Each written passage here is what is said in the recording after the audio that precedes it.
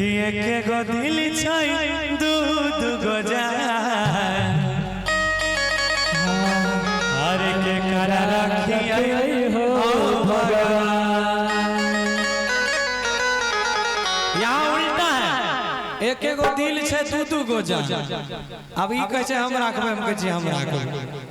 तो समस्या ये है गई छे संदीपो पदे पमरई छै आज गौरव रोज फोन करई छै।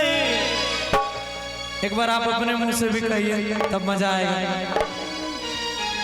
संदीपो पदे पमरई छै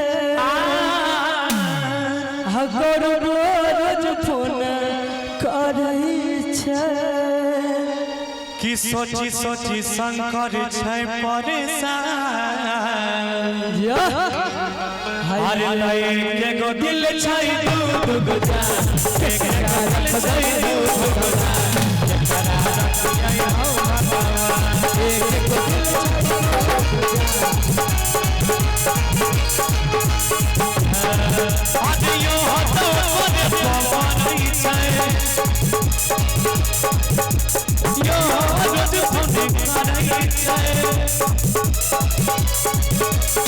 हम तो पद पमरई छै रोज फोन करई छै हमें पैदा गेल पता एक गो दिल छै दू दू गो जान करा रखिए हो भगवान एक गो दिल छै दू दू गो